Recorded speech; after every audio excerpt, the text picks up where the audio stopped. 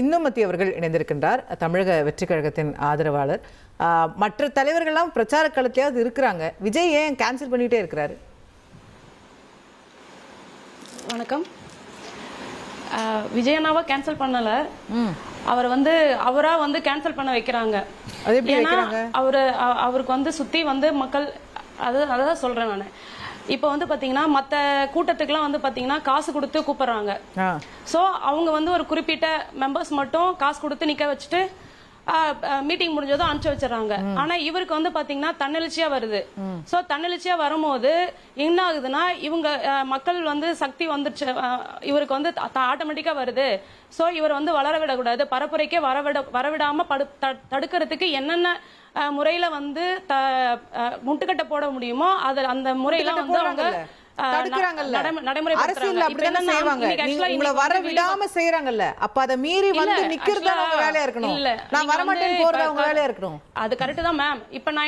அவர் வரமாட்டேன்னு சொல்லல. ஒரு நிமிஷம் கேளுங்க. என்னன்னா, இப்ப வில்லிவாக்கத்துல எல்லாருக்கும் ஒரு கண்டிஷன், தமிழக வெற்றி கழகத்துக்கு மட்டும் ஒரு கண்டிஷன் சொல்லும் போது நீங்க சொல்ற மாதிரி அவ்வளவு கூட்டம் இல்ல. தன்னிச்சையா நீங்க தான் கண்டிஷன் போட முடியும். இல்ல 2 to 6 பர்மிஷன் கொடுத்துட்டு இப்போ பாத்தீங்கன்னா 2 to 3 தான் நீங்க பரப்புரையே பண்ணணும் அப்படின்னா எப்படி அது பாசிபிள்? நீங்களே சொல்லுங்க.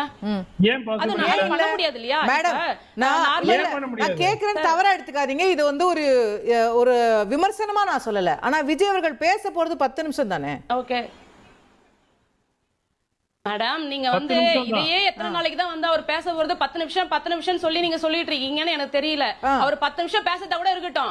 அவர் கேட்ட பர்மிஷன், அதாவது 2 to 6 நீங்க ஃபர்ஸ்ட் ஒரு பர்மிஷன் கொடுக்குறீங்க, அதை ஏன் கேன்சல் பண்ணிட்டு 1 ஹவர்ல 2 to 3 கொடுக்குறீங்க? அதுக்கான ஆன்சர் சொல்லுங்க.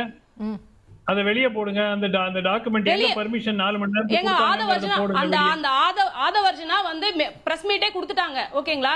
நாங்க ஃபர்ஸ்ட் பர்மிஷன் வாங்குனது பாத்தீங்கன்னா 2 to 6 பர்மிஷன் கொடுத்துட்டாங்க.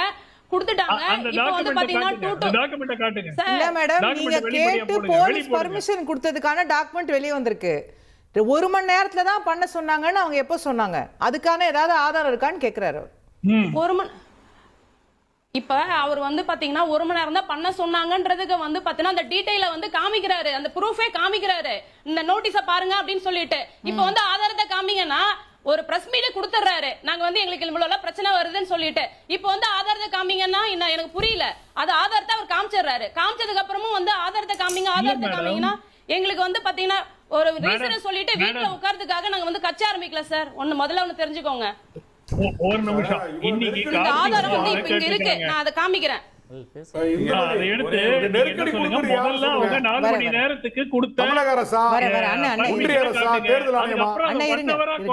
பர்மிஷனை காட்டுங்க, முடிஞ்சு போச்சு. மக்கள் உங்க பக்கம் தானே கேட்பாங்க. கரெக்ட், முதல்ல 4 மணி நேரம் கொடுத்தாங்க, இப்போ 1 மணி நேரம் ஆக்குறாங்க. இது தப்புன்னு தானே மக்கள் சொல்லுவாங்க. அதை எடுத்து நீங்க போட மாட்டேங்கிறீங்களே. அந்த மாதிரி தொடர்ந்து நடந்தால் நீங்கள் நீதிமன்றத்துக்கு போகலாமே. ஏன் சரி அப்படி வர்ஸ்ட் கேஸ் 1 ஹவர் தான் கொடுக்குறாங்க. அதாவது நீதிமன்றத்துக்கு நாங்க போயாச்சு. ஓகேங்களா? நீதிமன்றத்துக்கு போயாச்சு. இப்போ பாத்தீங்கன்னா போயிட்டு தேர்தல் ஆணையத்தில போயிட்டு கம்ப்ளைண்ட் கொடுத்தாச்சு. அதுக்கு அப்புறமா நீங்க மறுபடியும் ஒரு பிரச்சனை கொடுக்குறீங்கன்னா அதை ஏன் நீங்க பேச மாட்டீங்க? விஜய் வெளியே வரல, வெளியே வந்தா வெளியே வரதுக்கு என்னென்ன பண்ண முடியுமோ அவ்வளவு முட்டுக்கட்டையும் போடுறீங்க. ஆனா ஒரு ஆதாரத்தை காமிச்சா அதை எடுத்து பப்ளிக்ல விடுங்கன்னு சொல்றீங்க.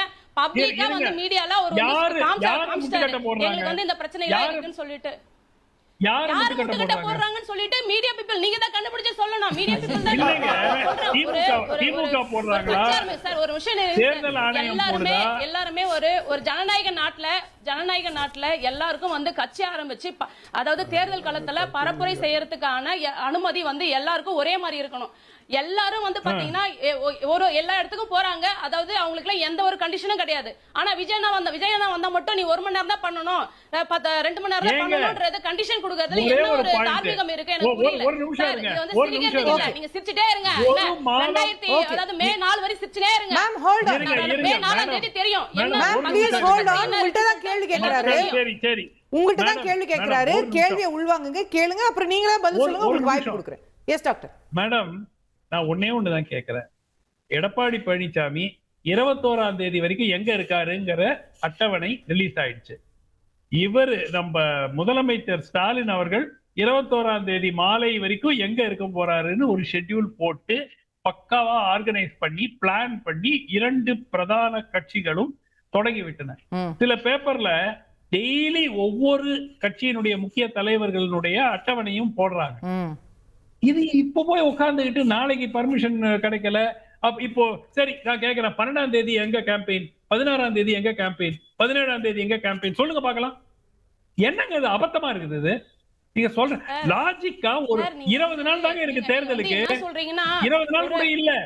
அதான் நானும் சொல்றேன், 20 நாள் தான் இருக்கு. 20 நாள் கூட எங்களை வந்து ஒழுங்கா கேம்பெயின் பண்ண விடாம எங்களை ஸ்ட்ரெஸ்க்குள்ளே வச்சிருக்கீங்க. சரி எங்க போறாரு? பர்மிஷன் கொடுத்தா நீங்க போய் வந்து ஆன்லைன்ல போய் அப்ளை பண்ணுங்க சொல்றீங்க. 2 நாளைக்கு முன்னாடி அப்ளை பண்ணனும்னு சொல்றீங்க. 2 நாளைக்கு முன்னாடி அப்ளை பண்ணதா நாங்க ப்ரூஃப் ஒவ்வொரு வாட்டி உங்களுக்கு ப்ரூஃப் காமிச்சிட்டே இருக்கணும். நாங்க வந்து பாருங்க அப்ளை பண்ணிருக்கோம் யாரும் வந்து உங்களுக்கு பிரஸ் மீட் கொடுத்து. ஆனா மத்த கட்சிகள் எங்க பிரச்சாரம் ஒரு நிமிஷம் இருங்க. அதாவது இதே क्वेश्चन வந்து மத்தவங்க கிட்ட கேக்குறீங்களா சார்? நான் கேக்குறேன். அவங்க பரப்புரையை வந்து கரெக்டா பண்ணிட்டு இருக்காங்க. எங்களுக்கு பெர்மிஷன் கொடுக்க மாட்டாங்க சார். எங்க சார் தெரியல. அவரை ஃபர்ஸ்ட் கீழ இறங்க விடுறீங்களா? ஃபர்ஸ்ட் என்ன பண்ணீங்க? அவரை கண்ணாடி கூட திறக்க விடாம வண்டிக்குள்ளே உட்கார்ந்துட்டு இருங்கன்னு சொன்னீங்க. அத போயிட்டு தேர்தல் ஆணையம் கிட்ட போயிட்டு கம்ப்ளைண்ட் பண்ணதுக்கு அப்புறம் நாங்க வந்து எங்களுக்கு வந்து முழுசா பெர்மிஷன் கொடுங்க. என்ன பார்க்க வர மக்கள் வந்து அங்கங்கிருந்தே பார்த்துட்டு, நான் வந்து மேலே நின்றனா எல்லாரும் அங்க இருந்தே பார்த்துட்டு போயிடுவாங்க அப்படின்னு சொன்னதுக்கு அப்புறம் திருச்சியிலயும் சரி பாண்டிச்சேரியிலயும் சரி அவர் வந்து பாத்தீங்கன்னா ரோட் ஷோ பண்ணாரு. ஏதாவது பிரச்சனை வந்ததா? அப்ப அந்த பர்மிஷன் கொடுத்த போலீஸ் வந்து பாத்தீங்கன்னா ஒரு தேங்க்ஸ் சொன்னாரு, அதாவது நன்றி சொன்னாங்க. நீங்க வந்து நல்ல பாதுகாப்பு கொடுத்தீங்க, நன்றி. அவர் வந்து பாத்தீங்கன்னா கேப்போ உங்க தரப்பு பர்மிஷன் சொல்றது யாரு சார் ரைட்ஸ் கொடுத்தது? இத கேட்க யாருக்காவது வந்து தெம்பு திராணி இருக்கா சார்?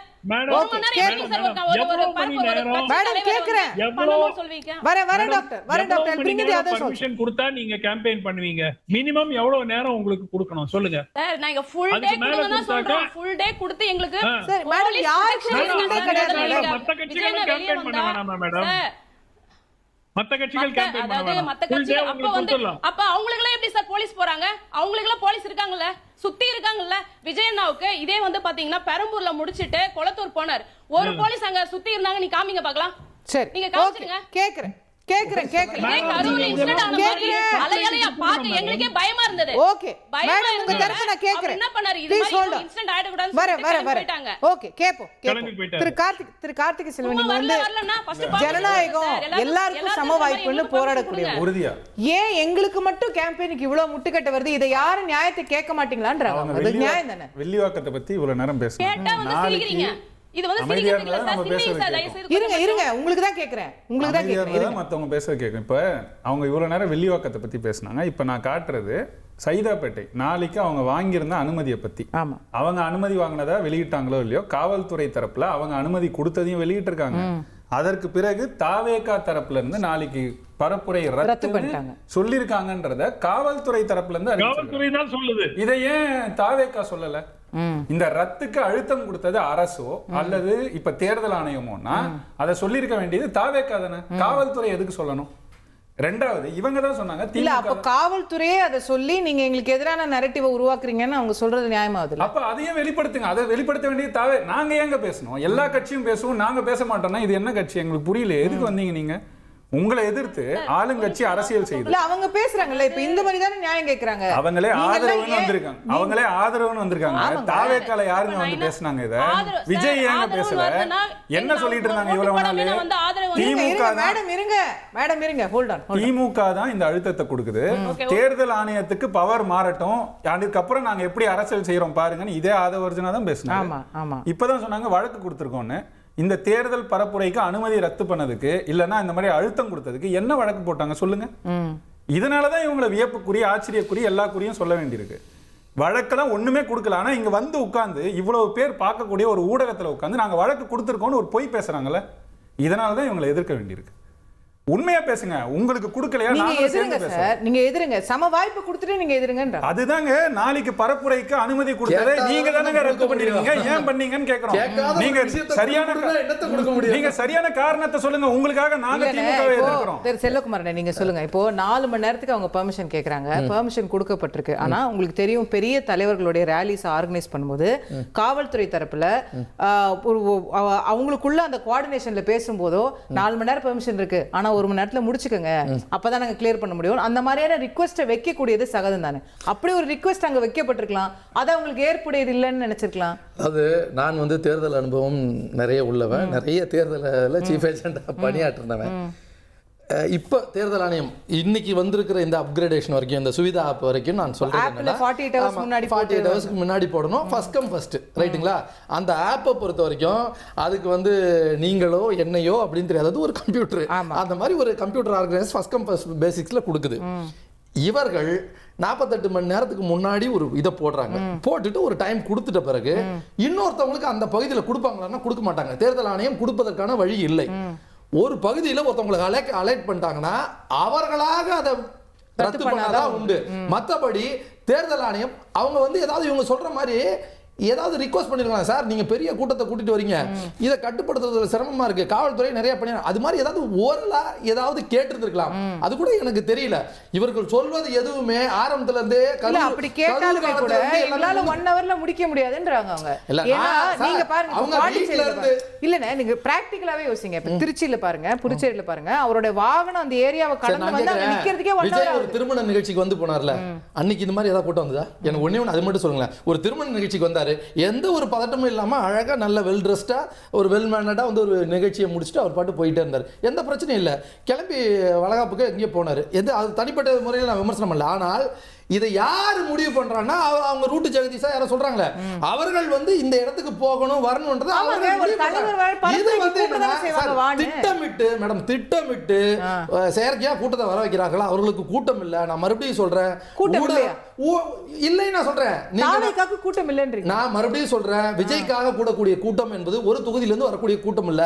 அவர் வராருன்றத முன்கூட்டியே அறிவிச்சு பக்கத்து தொகுதி அந்த திரை கலைஞர்களை பார்க்கக்கூடிய விருப்பம் இருக்கிறவங்கள வேற வேற தொகுதிகளில் இருந்து கூட்டிட்டு எல்லா தலைவர்களுக்கும் அப்படி இருக்குல்லண்ணே. பக்கத்து அண்ணன் கூட சொன்னாரு, பக்கத்து பாண்டிச்சேரியில நீங்க உங்க டிவிலே போட்டீங்க. ஏன்னா நாங்க கேரளாவில இருந்து விஜய பார்க்க வந்திருக்கோம், ஒரு பொண்ணு பேட்டி கொடுக்குது.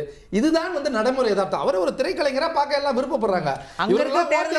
என்னன்றதே தெரியல. நான் மறுபடியும் சொல்றேன், இந்த தேர்தல் களத்துல சகோதரி சொன்ன மாதிரி அவர்கள் முடித்தால் தான் அவங்களுடைய பலம் தெரியும். அவர் ஆதவ அர்ஜுனா அடுக்கடுக்கான குற்றச்சாட்டு, டெய்லி அவர் முதல்வர் குற்றம் சொல்றது எல்லாம் எதுனாலும் சரி. இந்த ஒரு வண்ணாந்துறையில இது காணாம போனா எதுனாலும் திமுக தான் காரணம். நான் மறுபடியும் சொல்றேன், இப்ப தேர்தல் ஆணையம் என்பது முழுக்க முழுக்க மத்திய அரசினுடைய கட்டுப்பாடு. தேர்தல் அறிவிச்சாலே அந்த தேர்தல் ஆணையம்ன்றது ஒரு இண்டிபெண்டன்ட் பாடி. நீங்க மறுபடியும் உங்க ஆதவ அர்ஜுனா மெத்த படித்தவர், அவர்கிட்டே போய் கேளுங்க. இந்த தேர்தல் ஆணையம்ன்றது ஒரு இண்டிபெண்டன்ட் பாடி. நேரா கேட்க வேண்டியது யாரு கேட்கணும்? தலைமை தேர்தல் ஆணையரை போய் கேட்கணும். ஏங்க எங்களுக்கு கொடுக்க மாட்டீங்க, இந்த மாதிரி எங்களுக்கு 1 மணி நேரம் மாத்துறாங்களே இந்த போலீஸ்காரங்க, நீங்க அங்க போய் சொல்ல. இந்த மாதிரி எதுவுமே இல்லை. நீங்க வாய்மொழியாவே அப்படியே ஒரு குற்றச்சாட்டை சொல்லிட்டு அடுத்த குற்றச்சாட்டுக்கு போயிருது. கரூரை பத்தி கேட்டா அடுத்த குற்றச்சாட்டு, அதை பத்தி கேட்டா அடுத்த, இப்படியே போய்கிட்டே இருக்கீங்க ஒழியா கடைசி வரை நீங்க வந்து தேர்தல் களத்துல உங்களுடைய வேட்பாளர்கள் மனுல ஒழுங்கா தாக்கல் பண்ணாங்களாம் கூட எங்களுக்கு தெரியல. இனி செல்லும் இடமெல்லாம் செய்தி. தந்தை டிவியின் வாட்ஸ்அப் சேனலை ஃபாலோ பண்ணினா செல்லருக்கும் இடமெல்லாம் செய்தி. இதோ QR கோட், இப்பவே ஸ்கேன் பண்ணுங்க, ஃபாலோ பண்ணுங்க.